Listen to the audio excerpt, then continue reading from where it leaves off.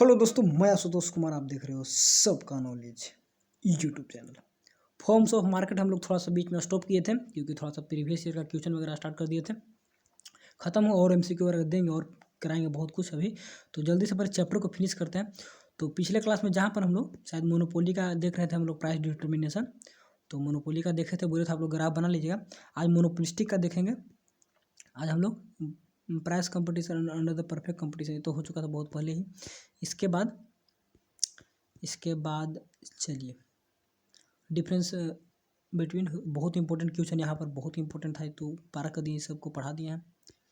इसके बाद price determination under monopoly, यही बता दिए थे। क्या थोड़ा सा रिकॉल करते, शॉर्ट रन में क्या होता है, शॉर्ट रन में आपका कुछ भी हो सकता है, जैसे कि नॉर्मल प्रॉफिट भी, सुपर नॉर्मल भी, और क्या बोलते हैं लॉस भी होता है। तो शॉर्ट रन में, लॉन्ग रन में क्या था इसी को बताना था शायद ना, कि लॉन्ग रन में क्या सुपर नॉर्मल प्रॉफिट बता दिए। लॉन्ग रन में एक ही होगा, सुपर नॉर्मल, और शॉर्ट में तीनों काम हो सकता है, तीनों हो सकता है। ठीक। प्राइस डिटर्मिनेशन अंडर मोनोपोलिस्टिक में, तो मोनोपोलिस्टिक में जितना डिटेल में समझाएं, जितना डिटेल में इधर समझाएं लाइन बाय लाइन, तो सिमिलर प्रोसेस है, तो उतना डिटेल में समझाएंगे नहीं, बस ऊपर ऊपर केवल ग्राफ को। तो प्राइस डिटर्मिनेशन अंडर मोनोपोलिस्टिक में क्या होगा, शॉर्ट रन में क्या होगा, शॉर्ट रन में the equilibrium output determine short run marginal, और फिर क्या है MR in the short period में। The two cases monopolistic competition can be shown, इसमें दो ही केस होगा, उसमें तीन ही था, इसमें दो ही होगा। ठीक, पहला कंडीशन और दूसरा कंडीशन दोनों यहाँ पे लिखा है, और लॉन्ग में देख लिए। तो पहला कंडीशन क्या है, पहला में आपका प्रॉफिट दिखा रहा है और दूसरा में आपका लॉसेस दिखा रहा है। तो प्रॉफिट लॉस कैसे निकालेंगे, प्रॉफिट लॉस जो बताए थे पहले, ग्राफ बनाइएगा। एमआर जो बताया ऊपर में सिमिलर है, दोनों का ग्राफ से एक ही तरीके से बनेगा। इसमें थोड़ा स्टीपनेस ज़्यादा रहेगा, उसमें झुकाव ज़्यादा रहता है, तो इसमें थोड़ा सा फैलाव रहेगा, बस दोनों ग्राफ सेम है। तो देखिए यहाँ पे रिवेन्यू का ऊपर है, प्रॉफिट हुआ तो यहाँ पर एवरेज रिवेन्यू कहाँ चला गया इसका, यहाँ पर एक सेकंड, लॉसेस है तो लॉस में क्या होगा, रिवेन्यू का डाउनलोड होना चाहिए ना। देखिए लॉस का डाउनलोड है, रिवेन्यू ऊपर में चला गया, और प्रॉफिट में रिवेन्यू कहाँ जाए, ऊपर चला जाएगा। ठीक है ना, इक्विलिब्रियम यहाँ पर चला गया, ऊपर में चला गया। तो दोनों का ग्राफ जैसे लॉस प्रॉफिट का बनाए थे, तो सिंपल बनाना है, जैसे कि ऊपर में बनाए थे यही ग्राफ है, इसको समझिएगा और बनाने का कोशिश करिएगा, ग्राफ अगर पूछता है तब। ठीक है, जैसे ऊपर में लॉसेस का था, लॉस को जैसे बताए थे आप, देखिए सुपर नॉर्मल तो चला गया, कहाँ चलेगा लॉस। ठीक, तो लॉस में क्या हो रहा है, एक बार एवरेज रिवेन्यू देखिएगा, एवरेज रिवेन्यू तो एवरेज कॉस्ट से क्या है, नीचे है। तो यहाँ पर भी एवरेज कॉस्ट और लॉस में रिवेन्यू देखिए तो नीचे होगा, लॉस में देखिए रिवेन्यू नीचे है, एवरेज कॉस्ट ऊपर है। अब आपका प्रॉफिट है, तो प्रॉफिट में क्या था ऊपर में, तो प्रॉफिट तो सुपर नॉर्मल प्रॉफिट था ना। तो सुपर नॉर्मल प्रॉफिट में क्या था, आपका रेवेन्यू है, इसके बाद कॉस्ट नीचे से डाउनवर्ड से। ठीक है, कॉस्ट डाउनवर्ड से, तो रेवेन्यू होगा, कॉस्ट नीचे से जाएगा। देखिए रेवेन्यू और कॉस्ट नीचे से जा रहा है।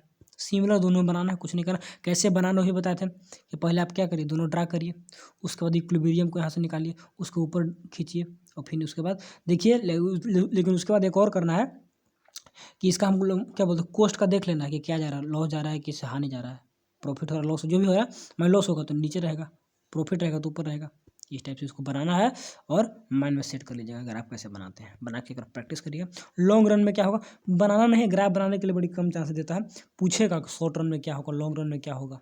ठीक है ना, तो शॉर्ट रन में देख लिए, लॉन्ग रन में क्या होगा, लॉन्ग रन में आपको सिर्फ क्या दिखा रहा है यहाँ पर, under the monopolistic companies the equilibrium price output determine the range long run curves. क्या है यहाँ पर, नॉर्मल प्रॉफिट है, यहाँ पर देखिए दोनों बराबर है, एवरेज रेवेन्यू कॉस्ट भी, एवरेज कॉस्ट लॉन्ग रन का बराबर, तो नॉर्मल प्रॉफिट होना चाहिए। एवर ड्राइव इक्विलिब्रियम दे हमारे must be from the below and Q is the output and price. ठीक है, एयर नीचे से काटेगा है, तो मोनोपोलिस्टिक कंपटीशन का अर्न नॉर्मल प्रॉफिट, ग्राफ देखकर बता दिए कि नॉर्मल प्रॉफिट। तो लॉन्ग रन में इसका नॉर्मल, और इसका लॉन्ग रन में इसका नॉर्मल, और उसका लॉन्ग रन में क्या पढ़े थे, लॉन्ग रन में, और शॉर्ट रन में दोनों, सॉरी प्रॉफिट और लॉस दोनों कमा सकती है। ठीक है, इसमें लॉन्ग रन में क्या सुपर नॉर्मल पढ़े थे ना, सुपर नॉर्मल, इसके लॉन्ग रन में सुपर नॉर्मल, क्योंकि इसे हाथ में प्राइस का कंट्रोल रहता है, और शॉर्ट रन में तीनों कंडीशन हो सकता है, सुपर नॉर्मल, लॉस और फिर प्रॉफिट भी। प्रॉफिट नहीं था, प्रॉफिट नहीं, सुपर नॉर्मल होगा प्रॉफिट, या फिर लॉस होगा, या फिर क्या था, नॉर्मल प्रॉफिट। तो यहाँ पर नॉर्मल प्रॉफिट को क्या बता रहा है, नॉर्मल प्रॉफिट को ही बता रहा है कि प्रॉफिट, और यहाँ पर लॉसेस। ठीक, तो इतना कुछ होने के बाद याद रखना है कौन में क्या होगा। अगर ग्राफ बनाने के लिए सीख जाते तो और अच्छा है, कोई दिक्कत है नहीं, लेकिन फिर भी लॉन्ग रन में देख लिए कैसे कैसे हमारे यार। ठीक है ना, दोनों बराबर पे यहाँ पे काटेगा। ठीक है, तो इसका ग्राफ बना के ऊपर में टच कर देना है, उसी से ग्राफ निकाल देना है। ठीक है, टच करवा के निकाल देना है। कहीं पे लॉस में नीचे से निकालना है, प्रॉफिट में ऊपर से निकाल देना है। तो बस वही ध्यान देना है कि कहाँ से निकाल देना है। देखिए लॉस में क्या किए, थी लॉस यहाँ था ना, लॉस में एवरेज नीचे से ऊपर से निकाल दिए, ज़्यादा हो गया। और यहाँ पे एवरेज ऊपर है, नीचे से निकाल दिए, इसको देखिए, इसको देखिएगा प्रॉफिट को, क्योंकि रेवेन्यू ज़्यादा रहता है, प्रॉफिट हो रहा है। ठीक है, चलिए सम इसको ख़त्म करते हैं ग्राफ को। ठीक है, थोड़ा सा देखिए, खुद से ख़त्म हो जाएगा। Some term related to market form, यहाँ पर बहुत सारे टर्म है जो बहुत इंपॉर्टेंट है, बहुत स्टूडेंट को समझ में नहीं, डिफिनेशन पूछता है एग्जाम में, डिफिनेशन पूछ देगा, बहुत स्टूडेंट को समझ में नहीं आता। एक एक पॉइंट को समझ आना है, और उसके बाद उसका रेंट है, वेजेज है, price discount, product discount, selling cost, selling price और बफर स्टॉक। एक बार कोशिश करिए कि वीडियो को पॉज करके और थोड़ा सा पढ़ के सारे को देखिए कितना आपको खुद से समझ में आ रहा है। उसके बाद मैं पढ़ाऊंगा, इसको मिला लीजिएगा। इक्विलिब्रियम प्राइस के बारे में बता दिया बहुत पहले ही, फिर भी बताएंगे। ठीक है, इक्विलिब्रियम प्राइस क्या था? Equilibrium price is that price, ठीक, price at with demand and supply equal to each other, दोनों एक दूसरे के बराबर होंगे, और वेयर द परचेज और sale of buyer and seller respectively coincides, यानी कि परचेजेज एंड सेल्स और बायर्स एंड सेलर्स का खरीद बिक्री दोनों कहाँ पर कोइंसाइड करके एक ही जगह मिल जाएगा, खरीद और बिक्री। ठीक, या फिर डिमांड सप्लाई जहाँ पर बराबर होंगे तो क्या इक्विलिब्रियम प्राइस, जिस प्राइस पर। ठीक है, इक्विलिब्रियम क्वांटिटी तो जिस क्वांटिटी पर हो जाएंगे, equilibrium quantity that quantity which is क्या है, quantity demanded is equal to the quantity supply, जितना क्वांटिटी डिमांड हुआ वो किसके, सप्लाई के बराबर, दोनों क्वांटिटी बराबर हो गया तो इक्विलिब्रियम क्वांटिटी। प्राइस जिस प्राइस पे दोनों बराबर होगा तो इक्विलिब्रियम प्राइस। सिंपल है, demand is equal to price, दोनों तो जिस प्राइस पे हो जाएगा तो ये, और जिस क्वांटिटी पे हो जाएगा तो ये, दोनों बात खत्म हो गया। चलिए, मार्केट प्राइस क्या होता है, नॉर्मल प्राइस क्या होता है, बहुत स्टूडेंट कन्फ्यूजन होता है। मार्केट प्राइस, नॉर्मल प्राइस, दो प्रकार के प्राइस होते हैं। Market price is determined by the demand supply force in the very short period में, ठीक है ना, जहाँ पे हम लोग क्या कर सकते हैं, वेरी शॉर्ट पे किसी एक वेरिएबल को चेंज कर सकते हैं। This is the price actually prevail in market. Normal price long run में होगा, long run price which is determined by the stable equilibrium demand and supply, market price oxalate normal price, long run में normal और short में आपका market price हो गया। Very short में होता है जहाँ पर सब फिक्स प्रोपोर्शन में सेव रहेगा, वेरी शॉर्ट में। देखिए, वेरी शॉर्ट और शॉर्ट अलग चीज़ है और लॉन्ग अलग चीज़ है। देखिए, शॉर्ट में क्या होता है कि शॉर्ट में आपको कुछ फिक्स रहेंगे, कुछ वेरिएबल रहेंगे, लॉन्ग में सारे के सारे वेरिएबल, और वेरी शॉर्ट में सारे के सारे फिक्स रहते हैं, वेरी शॉर्ट में सारे के सारे फिक्स रहेंगे। ठीक है, तो वेरी शॉर्ट में क्या रहेंगे, सारे के सारे फिक्स रहेंगे, तो वहाँ पे मार्केट प्राइस एग्जिस्ट करता है, और इसमें नॉर्मल में सारे के सारे चेंज रहेंगे तो नॉर्मल प्राइस। ठीक, तो प्राइस सेलिंग क्या है, प्राइस फ्लोर क्या है, ये भी कंफ्यूजन। तो सेलिंग को फ्लोर में समझिए, फ्लोर में छत था ऊपर की ओर, तो ऊपर की ओर सप्लाई भागेगा और सेलिंग डिमांड को मांगेगा। कैसे देख लेते हैं। The price ceiling limits the signify that the price which is the seller can charge at maximum due to government interference. देखिए क्या होता है, कभी कभी मार्केट में डिमांड ज़्यादा हो जाता है, सप्लाई कम, कभी कभी सप्लाई ज़्यादा, डिमांड कम, हमेशा तो इक्विलिब्रियम में रहेगा नहीं, जितना क्वांटिटी जितना प्राइस पे डिमांड है तो उतना तो रहता नहीं, कभी ज़्यादा कभी कम हो जाता है। ठीक है, बहुत सारे रीजन, बहुत सारे फैक्टर होते हैं, सप्लाई बढ़ने का, डिमांड घटने का। तो कभी कभी क्या होता है कि मान ली डिमांड बहुत ज़्यादा हो रहा है, बहुत ज़्यादा डिमांड हो रहा है, यानी कि उसका सप्लाई कम है, डिमांड लोग ज़्यादा मांग रहे हैं। ज़्यादा क्यों मांगेंगे, क्योंकि सप्लाई कम है, ज़्यादा डिमांड हो रहा है, तो ज़्यादा डिमांड हो रहा है तो उसका प्राइस बढ़ जाएगा, प्राइस तो बढ़ेगा ना। तो सरकार क्या करती है ना कि एक लगा देते हैं कि इतना से ज़्यादा प्राइस नहीं ले सकते हैं, ड्यू टू गवर्नमेंट इंटरफेरेंस लिखा हुआ है। प्राइस ठीक है, डिमांड हो रहा है तो प्राइस बढ़ेगा, तो प्राइस बढ़ेगा तो जितना जितना में उतना प्राइस तो नहीं लीजिएगा, इसलिए सरकार फिक्स कर दिया है कि मैक्सिमम सेलिंग प्राइस, आप इतना से ज़्यादा प्राइस नहीं ले सकते हैं। तो price limited by signify that price which is the seller can charge at the maximum due to government. Seller इतना ही लगा सकता है, इतने से ज़्यादा नहीं लगा सकता, हो गया। सिमिलर केस होता है फ्लोर में, सप्लाई वाले में क्या होता है कि सप्लाई कभी कभी मान ली मार्केट में बढ़ गया, ठीक है, यहाँ पे डिमांड बढ़ा था, अब सप्लाई बढ़ गया, सप्लाई बढ़ गया तो प्राइस गिर जाएगा, प्राइस गिरेगा, सप्लाई बहुत ज़्यादा है, बहुत ज़्यादा सप्लाई है, बहुत ज़्यादा, तो उसका कोई नहीं पूछेगा यार इतना सप्लाई है, तो उसका क्या होगा, गिरेगा, डिमांड गिरेगा, प्राइस भी गिरेगा। ठीक है, अब क्या होगा कि देखिए, price floor limits the signify the minimum, यहाँ पर मिनिमम कर देगा, यहाँ पर minimum which the government fixes at the minimum support to the producer for the agriculture product like the price is known as minimum support price. अब मान लीजिए उसका सप्लाई बढ़ गया तो मार्केट में कोई नहीं खरीद रहा है, तो सरकार बोलेगी कि मैं कम से कम आपको इतना पैसा पर ले लूँगा, आपको कोई नहीं खरीद रहा है, सप्लाई बढ़ गया तो कोई नहीं मांग रहा है, तो हम ले लेंगे, मेरे पास भेजिए, तो कम से कम इतना पैसा तो हम खरीद ही लेंगे, कोई खरीदे या ना खरीदे। तो मिनिमम पैसा देकर यहाँ पर सरकार खरीद लेती है, और यहाँ पर यहाँ पर क्या होता है कि सप्लाई ज़्यादा है तो कोई नहीं खरीद, सरकार खरीद ली। यहाँ पर डिमांड है तो पैसा ज़्यादा लगाएगा तो सरकार कंट्रोल करती है। तो दोनों में कॉन्सेप्ट डिमांड और सप्लाई का बात था, जो हम अच्छे से समझा दिए। समझ गए होंगे तो बेस्ट है, नहीं समझेंगे तो कोई दिक्कत नहीं है, फिर से पढ़िए, कोशिश करिए, समझने वालों को हार नहीं होती है। चलिए, ट्रांसफर अर्निंग, वैसा अर्निंग जो बिना कमाए तो हमें मिल जाए हम लोग को, ठीक है। एक होता है फैक्टर इनकम से, फैक्टर इनकम से कमाया जाता है एक डायरेक्ट। ट्रांसफर इनकम अर्निंग और फैक्टर दैट इज द क्या है, money income which is can earn in the next best alternative use. Next best transfer earning, इसका यहाँ पे डिफिनेशन क्या दे दिया, यहाँ पे डिफिनेशन सही से नहीं दे दिया है। जानते हैं किसका यूज, इसका अपॉर्चुनिटी कॉस्ट का डिफिनेशन यहाँ पे लगा दिया।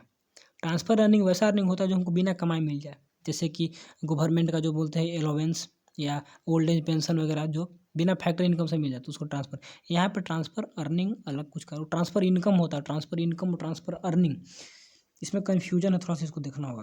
ट्रांसफर इनकम यहाँ पे क्या बोल रहा है कि transfer in earning of a factor income, that क्या होता है, transfer earning of a factor is that income which is मतलब कर रहा है कि sir transfer earning of a factor is that money income, वह मनी इनकम होता है फैक्टर का ही, which it can be earn in its next best alternative use, मतलब उसका अगला यूज कहाँ से हम करके पैसा कमा सकते थे। तो ऐसा तो डिफिनेशन होता नहीं, और हम लोग भी इस नोट से पढ़े नहीं थे, हम लोग को मैम का नोट से पढ़े थे, सर का नोट से पढ़े नहीं थे, इसको हम भी नहीं समझ पाए। तो इसको आपके ऊपर छोड़ते हैं। चलिए 7 नंबर आपको खुद से देखिएगा, ठीक है। नेट गूगल वगैरह कहीं से करके डिफिनेशन को छोड़ दिए, डिफिनेशन दूसरा लगा दिया, ठीक है। चलिए, रेंट क्या होता है, रेंट के बारे में तो समझ रहे होंगे, क्योंकि ट्रांसफर इनकम पढ़े हैं हम कि जितना मतलब क्या बोलते हैं, बिना कमाए पैसा मिल जाता है कहीं से तो उसको बोलते हैं, ठीक है। शादी में गिफ्ट मिल गया तो उसको बोलते हैं ट्रांसफर, ठीक। रेंट क्या होता है, डिफरेंस अर्निंग इनकम अलग अलग नहीं ना होना चाहिए। रेंट क्या है, difference between the actual earning and it's transfer. ये भी डिफरेंस सही गलत नहीं होगा, लेकिन समझ में नहीं आ रहा। Difference between actual earning and transfer earning is the term है रेंट। तो एक्चुअल जो इनकम आया एंड ट्रांसफर अर्निंग, यहाँ पर देखिए अब इसी को नहीं समझा, ट्रांसफर अर्निंग को ही नहीं समझ पाए तो क्या इसको समझेंगे। तो रेंट को दूसरा डिफरेंस, इस डिफरेंस को छोड़ दीजिए। एक और डिफरेंस होता है रेंट का, क्या कि compensation to the land, land को जो कंपनसेशन मिलता है तो उसको रेंट बोलेंगे। Wages compensation to the labour, ठीक है। तो कुछ सिंपल याद रखिए definition. Wage is the price which is paid to the labour for the services given in the production process. तो ठीक ही डिफिनेशन अच्छा है, जो पेड होता है लेबर को, ठीक है, प्रोसेस में। यहाँ पर लैंड को जो मिलता है। प्राइस डिस्क्रिमिनेशन क्या है, जो मोनोपोलिस्टिक मार्केट में देखने को मिलता है, क्या है, act of the charging different prices from the different buyer for the same goods is known as price discrimination. यानी एक ही गुड्स के लिए अलग अलग बायर से अलग अलग चार्ज किया जाता है, उसी को बोलते हैं क्या, प्राइस डिस्क्रिमिनेशन। मोनोपोली में भी देखने को मिलता है, मोनोपोलिस्टिक में भी। प्रोडक्ट डिफ्रेंसिएशन, ये मोनोपोलिस्टिक का हो गया, ठीक। Different firm producer different variety of goods which are close to substitute each other is known as क्या, डिफरेंशिएट प्रोडक्ट। ये सब तो पढ़ा हुआ है। चलिए, selling cost and selling price, selling cost and selling price, selling cost और selling price ऊपर में पढ़े थे, उसी के रिलेशन में है। अब बफर स्टॉक, तो सेलिंग कॉस्ट क्या है, advertisement expenses spend for the production and sales, selling cost जो प्रचार पे खर्चा होता है। And selling price is the price is the minimum price which the government fixes for the scare commodity and it is fix below the equilibrium price is known as control price. तो वही होगा selling price, सरकार कम से कम fix कर देती है कि इतना में हम खरीद ही लेंगे, तो वही होगा सेलिंग प्राइस। तो ऊपर में क्या था, सेलिंग प्राइस, और क्या था एक ऊपर में लिमिट, वो जो लिमिट लगाती है, और जो लिमिट लगाती है तो लिमिट का काम यहाँ पर हो गया, और कितना लिमिट लगाए तो वो प्राइस यहाँ पर हो गया, ठीक है। इतना हम खरीदेंगे, फिक्स कर देती है। स्केयर कमोडिटी कम है ना, कम कमोडिटी के लिए फिक्स करते, मिनिमम इक्विलिब्रियम इज नोन है, ठीक है। डिमांड का केस वाला था ना, डिमांड का केस था, फ्लोर तो था इसमें सप्लाई में, स्केयर कमोडिटी है, कम कमोडिटी, डिमांड ज़्यादा है तो उसके लिए कम से कम इतना लगा देती है। यहाँ पर सेलिंग प्राइस, और एक और ऊपर में क्या था, देखिए प्राइस सेलिंग यानी डिमांड वाला है। देखिए इसको भी समझ गए, ध्यान से पढ़े थे, दोनों को समझ गए। देखिए ट्रांसफर अर्निंग क्या, ट्रांसफर इनकम अलग चीज़ है, जो ओल्ड एज पेंशन वगैरह में मिलता है, गिफ्ट अलग चीज़ है, ये अलग चीज़ है। देखिए कैसे, transfer income of a factor is that in money income which it can earn in its next best alternative use. वैसे मनी इनकम है जो फैक्ट्री, ठीक है, फैक्ट्री कमा पाता, फैक्ट्री मनी इनकम जो कहीं और लगता, नेक्स्ट बेस्ट जो अगला कहीं यूज था वहाँ से जो आता पैसा तो उसको बोलते हैं ट्रांसफर अर्निंग। क्योंकि जब इसका पढ़े डिफरेंस तब क्लियर होगा। Difference between the actual earning जो अभी कमा रहा है लैंड, और ट्रांसफर अर्निंग जो कहीं से कमा पाता, तो दोनों का बीच का जो अर्निंग जो पैसा आ रहा है तो उसको बोलेंगे rent. Next best alternative use जो हम लोग पढ़े थे किस में, अपॉर्चुनिटी कॉस्ट। तो ट्रांसफर अर्निंग वही जो कहीं से पैसा आ पाता, ठीक है ना, तो उसको ट्रांसफर अर्निंग जो कहीं से कमा पाता, इट कैन अर्न, ठीक, इन its next best alternative use, अगले कहीं इसका यूज करते तो वहाँ से पैसा कमा। तो transfer earning of a factor का है वही फैक्टर जो काम करता है, दैट मनी इनकम। अभी डिफिनेशन को समझ गए अच्छे से, ठीक। और रेंट भी है जो वहाँ से कमा पाता है, जो अभी कमा पा रहा है, दोनों का बीच का जो आ रहा है पैसा तो उसी का, वहाँ से कमा पाता है 8 रुपया, यहाँ पे कमा रहा है 10, तो रेंट हमको 2 ही रुपया मिल रहा है, क्योंकि 8 हमको कहीं ना कहीं से आ ही रहा था, तो यहाँ से एक्स्ट्रा 2 ही ना मिलते, यही रेंट हुआ, तो यही रेंट होता है, ठीक। तो अभी दोनों को समझें, अप्रोच सब सोले को भी, तो कभी कभी दोबारा पढ़ने से समझ में आ जाता है। चलिए, सेलिंग कॉस्ट, सेलिंग प्राइस हो गया। बफर स्टॉक के बारे में तो बहुत पहले ही पढ़े क्लास 10th वगैरह में भी, ठीक। क्या होता है बफर स्टॉक? वही मिनिमम सपोर्ट प्राइस देती है बफर स्टॉक करके, गवर्नमेंट खरीद लेती है कि ला इतना प्राइस पे हम खरीद लेंगे, और फिर वही जब सप्लाई डिमांड वगैरह में सेल करती है। It is the excessive purchase by the government and minimum support price, ठीक, स्टोर इन द फ्यूचर में स्टोर करके उसको बेचती है buffer stock. Last topic, shift in demand and supply, और इसके बाद 3 कंडीशन है, when the supply is fixed but demand changes. Supply fix रहेगा, डिमांड जब चेंज करेगा, ठीक है, डिमांड चेंज किया उसके बाद, और कंडीशन होगा, और देख लेते हैं उसके बाद खत्म करेंगे। When the demand is fix व सप्लाई चेंज, क्या होगा, डिमांड फिक्स है, सप्लाई चेंज, और थर्ड कंडीशन में दोनों डिमांड सप्लाई दोनों चेंज करेंगे। ये आपका लास्ट टॉपिक रहेगा, सिमुलटेनियसली डिमांड एंड सप्लाई दोनों चेंज होंगे। तो इसमें 3 condition, when the both demand and supply increases, तो दोनों इंक्रीज करेगा।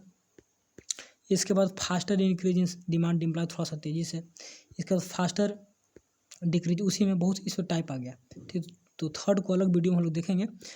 When the demand increase supply decreases, और लास्ट में when supply increase demand increases, बस कैसा बढ़ा घटा के when the both demand supply decreases, ठीक। उसके बाद फास्टर इंक्रीज डिक्रीज होगा, और उसके बाद चलिए द एंड हो जाएगा। कुछ इंपॉर्टेंट MCQ है, तो कुछ important MCQ multiple choice variation solution तो पढ़ लेंगे, चैप्टर आपका फिनिश हो जाएगा। तो इसको सोच रहे हैं कि एक और वीडियो बना देना, आज स्पीड में करेंगे तो बहुत कुछ छूट जाएगा।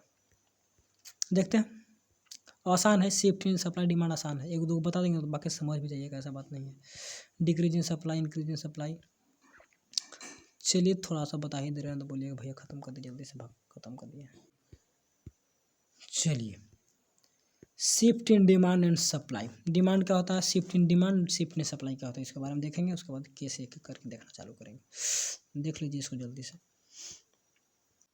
तो डिमांड क्या है, डिमांड क्या है देख लीजिए। Demand supply analysis important tools from economy which is we make for the telling about how the price and quantity will change response to change in the demand and supply।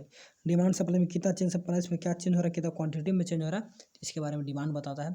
And shift in demand, more or less quantity of a commodity is demanded at every alternative price, अलग अलग price पर कितना demand हो रहा है, due to change in factor other than price. Shift का मतलब price fix है और चेंज कर गया, और कारण तो शिफ्ट हो जाता है ना। of the commodity considered known as shift in demand, उसके बाद shift in supply, more and less quantity of the commodity supply at every alternative price due to change in factor other than price fix है, किसी और के कारण supply में changing हो रहा है, it is known as shift in supply.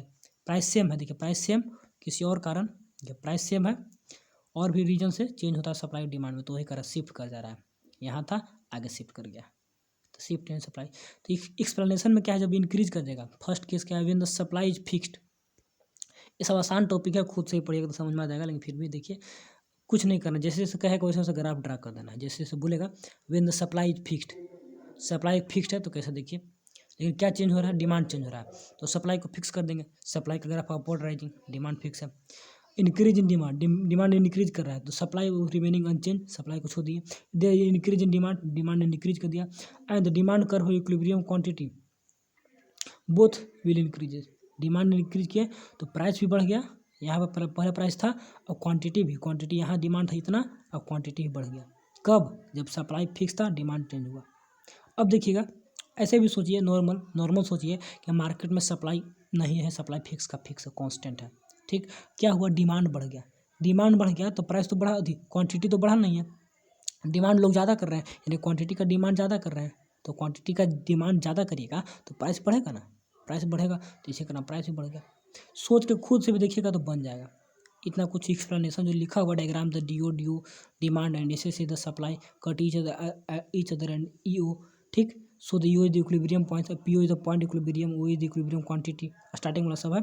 अब न्यू बनेगा, now the decrease in demand, increase in demand D1 the new demand curve बन गया, equilibrium point shift to E1, equilibrium price tends to क्या है, सब कुछ चेंज हो गया, P1 Q1 equilibrium quantity both the price and क्या है क्वांटिटी इंक्रीजेस। तो वही एक्सप्लेनेशन है और सिमिलर प्रोसेस सारे में है, डिक्रीज इन डिमांड। अब सोचिए तो माइंड में, डिमांड घट गया, सप्लाई सेम का सेम है, डिमांड घट गया, सप्लाई वही है, सप्लाई कांस्टेंट है, लोग डिमांड नहीं कर रहे हैं। तो जब लोग डिमांड नहीं करेंगे तो उसका प्राइस ऑलरेडी घट जाएगा, ऑलरेडी घट जाएगा। तो इसी प्रकार तो डिमांड भी दोनों डाउनलोड करेगा, ठीक। तो डिमांड में कमी आ गया तो क्या हो गया, प्राइस भी कमी आ जाएगा, लोग डिमांड नहीं करेंगे तो प्राइस अपने आप घट जाएगा। तो इसी का एक्सप्लेनेशन दिया हुआ है। तो कैसे ग्राफ बनाएंगे, ग्राफ सिमिलर है, इसको कांस्टेंट कर देंगे, ठीक, एक जगह बना देंगे, उसका घटा देंगे, अगला घटा के डॉट घटा देंगे, तो देखेंगे कि यहाँ पे चेंज हो गया, तो क्या क्या घटा क्या क्या बढ़ा, उसको एक्सप्लेन भी कर सकते हैं ऐसे जैसे किया हुआ है। सेकंड केस है when demand is fix but supply changes. अभी क्या है, डिमांड देखिए फिक्स है, देखिए फिक्स है, सप्लाई में चेंज, एक बार सप्लाई को इंक्रीज करिए, एक बार सप्लाई को डिक्रीज करिए, एक बार सप्लाई को डिक्रीज करिए और सोच के देखिए क्या होगा, ऐसे ही सोच के देखिए कि आपका सप्लाई बढ़ गया, डिमांड फिक्स है, डिमांड वही का वही है, सप्लाई बढ़ा, तो जब सप्लाई बढ़ गया तो मार्केट में बहुत ज़्यादा सप्लाई आ गया तो प्राइस घट जाएगा, लोग डिमांड तो हो नहीं रहा है, डिमांड तो फिक्स है, अब सप्लाई बढ़ा रहे हैं, सप्लाई बढ़ाने से क्या होगा, प्राइस घटेगा ही घटेगा। तो सप्लाई बढ़ा दीजिएगा तो बहुत ज़्यादा मटेरियल आ गया, डिमांड हो नहीं रहा है तो प्राइस अपने आप घट जाएगा, डिमांड नहीं हो रहा, डिमांड तो फिक्स है, सप्लाई बढ़ाने से क्या होगा, प्राइस घटेगा। तो वही यहाँ पे लिखा हुआ सिमिलर डिक्रीज इन सप्लाई, अब सप्लाई घट गया, सप्लाई घट गया तो अभी क्या होगा, क्या होगा, सप्लाई घट गया, डिमांड तो फिक्स है, सप्लाई घट गया, तो सप्लाई घटने से क्या होगा, सप्लाई देखिए घट गया, ठीक है, सप्लाई घटने से क्या होगा, प्राइस भी घटेगा, लेकिन प्राइस यहाँ बढ़ना चाहिए था, सप्लाई अगर, लेकिन डिमांड तो ठीक है, डिमांड फिक्स है, सप्लाई घटा तो प्राइस बढ़ना चाहिए था, ठीक है, देखिए प्राइस बढ़ गया, देखिए प्राइस बढ़ गया, सप्लाई कम हो गया तो उसका प्राइस बढ़ेगा ना भाई, नहीं तो उसको प्राइस बढ़ेगा, प्राइस बढ़ जाना फिक्स है, ठीक। वैसे भी क्या बोलते हैं, ठीक है, क्वांटिटी क्या है, क्वांटिटी तो क्वांटिटी डिक्रीज, तो क्वांटिटी घटा तो क्वांटिटी घटा, तो वैसे सोच के नहीं तो बना के भी देखिए, उतना नहीं सोच पाते हैं तो बना के देखिए, घटा दीजिए, घटा के फिर देखिए इक्विलिब्रियम क्या हो रहा है, नया इक्विलिब्रियम यहाँ पे आ गया, ठीक। तो ऐसे करके सोच के बना के देखिएगा, सारे कंडीशन को पढ़ लीजिएगा, सिमुलटेनियसली दोनों डिमांड सप्लाई दोनों एक बार, बोथ चेंज होते हैं तो दोनों एक बार इंक्रीज करेंगे, तो दोनों इंक्रीज करेंगे तो क्या होगा, यहाँ पर था तो सब कुछ बढ़ जाएगा, डिमांड क्वांटिटी दोनों बढ़ गए। इसके बाद एक तेज़ी से बढ़ेगा, एक तेज़ी से नहीं बढ़ेगा, तो यहाँ पर कंडीशन देखना होगा, फिर भी दोनों बढ़ेगा लेकिन कम बेसी होगा, यहाँ पर प्राइस क्वांटिटी क्या होगा, प्राइस भी चेंज और क्वांटिटी भी चेंज, दोनों इंक्रीज कर गया। लेकिन इसमें क्या होगा, यहाँ पर due to increase demand faster demand intersect E and higher level equilibrium result price and quantity P1 P2। तो यहाँ पे क्या होगा, फास्टर सप्लाई में तेज़ी से बढ़ता है, due to increase in supply the faster than the increase in demand, increase in supply the equilibrium E1 and the lower level of the resulting equilibrium falls P1 and quantity increases to Q1। तो यहाँ पर इसको समझा दे रहे हैं, जब faster होगा, जब एक तेज़ी से एक कम से, फास्टर इंक्रीज इन डिमांड में काफ़ी तेज़ी से इंक्रीज हुआ, देखिए डिमांड में काफ़ी तेज़ी से इंक्रीज हुआ, तो क्या होगा, due to increase in demand बढ़ने से as the faster rate than the increase in supply, ठीक है, D1 intersect and E1 on the higher level resulted the equilibrium price and the quantity from P1 to increase होगा ना, दोनों increase करेगा P1 P2 से, ठीक है, quantity price भी, ठीक। देखिए दोनों बढ़ रहा है, लेकिन दोनों देखिए सप्लाई भी बढ़ रहा है, डिमांड भी बढ़ रहा है, लेकिन तेज़ी से तो दोनों क्वांटिटी प्राइस क्वांटिटी दोनों इंक्रीज करेगा। फास्ट इन सप्लाई में तेज़ी हो रहा है तो सप्लाई में तेज़ी क्या, प्राइस तो डाउनलोड होगा, जो ऊपर में बढ़े कंडीशन वही सब सेम है, लेकिन क्वांटिटी डिमांडेड ज़्यादा हो गया, देख रहे ना, इतना था, सप्लाई घट गया तो लोग ज़्यादा डिमांड करेंगे, डिमांड ज़्यादा करेंगे, लेकिन डिमांड में सप्लाई में तेज़ी से और डिमांड में स्लो, देखिए सप्लाई में डिमांड में थोड़ा सा चेंज हुआ है और सप्लाई में पूरा ज़्यादा, तो फास्टर इंक्रीज इन सप्लाई में तेज़ी से तो प्राइस घटेगा ही, प्राइस घटने जो ऊपर सिंपल कंडीशन पड़ेगा वही सब condition. When the demand increases supply decreases, दोनों बढ़ता है घटता है, तो इस सबको पढ़ना है। When the supply increases demand decreases, both demand supply increases, सबको घर पर आराम से बैठ के पढ़िएगा, सोचिएगा, समझिएगा, ठीक है ना। मैं एक एक करके एक पॉइंट लाइन समझाने लगूँगा तो बहुत वीडियो बड़ा बन जाएगा और फिर बोरिंग लगने लगेगा। फास्ट इंक्रीज डिक्रीज इतना नहीं देगा, सिंपल जो फर्स्ट कंडीशन देखे ना, अब वीडियो का क्लास को खत्म करते हैं जी, फिर अलग से वीडियो नहीं बनाना पड़े, ये सबको नहीं समझा रहे, बस पढ़िएगा, सब समझ में आ जाएगा, ठीक है ना। खुद और सोच के भी, और मान लीजिए देखिए यहाँ पर सोचिए कि फास्टर डिक्रीज इन सप्लाई में तेज़ी से गिरावट है, तो सप्लाई में गिरावट से क्या प्राइस बढ़ ही जाएगा, प्राइस खुद बढ़ जाएगा उसका, सप्लाई में गिरावट आने से देखिए सप्लाई का ग्राफ कहाँ तेज़ी से गिरावट आएगा पूरा बड़ा, डिमांड में थोड़ा सा कमी आया, डिमांड में थोड़ा बहुत कमी आ गया तो प्राइस अपने आप बढ़ जाएगा, क्योंकि लोग डिमांड तो कर ही रहे, डिमांड में तो कमी हुआ नहीं, सप्लाई में कमी हुआ तो प्राइस बढ़ ही जाएगा। ठीक है, तो इस टाइप से होता है। तो क्वांटिटी का क्या रिलेशन, तो क्वांटिटी भी घटेगा ना, क्वांटिटी भी घट जाएगा यहाँ पर, क्योंकि सप्लाई हो नहीं रहा तो क्वांटिटी घटेगा ही घटेगा। ठीक है, तो ये सब सोच के भी खुद से बना सकते हैं। और वैसे प्राइस बढ़ जाएगा तो क्वांटिटी लोग कम डिमांड करेंगे, तो पहले यहाँ था इतना क्वांटिटी पे इक्विलिब्रियम यहाँ पर हो जाएगा। तो ऐसे ऐसे इक्विलिब्रियम का कंडीशन में कैसे क्या होगा, प्राइस पे क्या प्रभाव पड़ेगा और इक्विलिब्रियम पे क्या प्रभाव पड़ेगा, ऐसे करके सारे को पढ़ कर देखिएगा। 3 ही कंडीशन है, दोनों इंक्रीज करेगा, फास्टर स्लोअर नहीं। फर्स्ट कंडीशन जो शुरू 2 में पढ़े तो उसको सिमुल्टेनियसली चेंज इन, ये भी थोड़ा सा पूछ सकता है, लेकिन मेन है ऊपर का जो दूध देखे वही मेन है, वही से पूछता है। सप्लाई फिक्स रहेगा, डिमांड इंक्रीज करेगा कैसे का, ग्राफ बना कर देख लेना, जो रिजल्ट आएगा उसको लिख देना है। ठीक है, और विशेष कुछ है नहीं, तो बस वीडियो को ज़्यादा बड़ा भी नहीं बनाना है, ज़्यादा अलग से नहीं, खत्म करेंगे।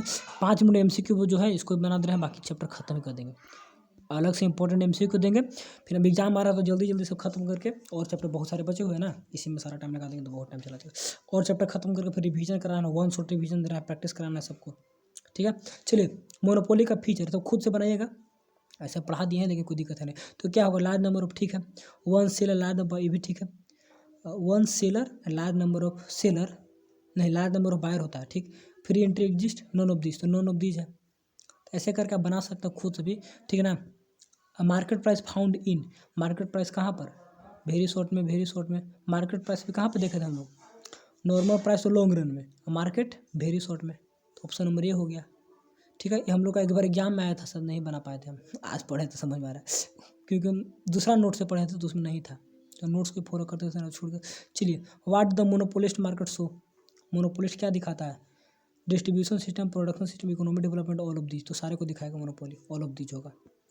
इसके बाद आगे देख लीजिए, कोई seller can not influence the market price, किस में, परफेक्ट कंपटीशन में नहीं करेगा, विच of the remains constant, perfect competition बराबर होगा, price of the good determine by the demand and supply, दोनों से, market production differentiation found in, product differentiation, देखिएगा प्राइस और प्रोडक्ट में अंतर है, प्रोडक्ट कहाँ पे, मोनोपोलिस्ट में, मोनोपोलिस्टिक में।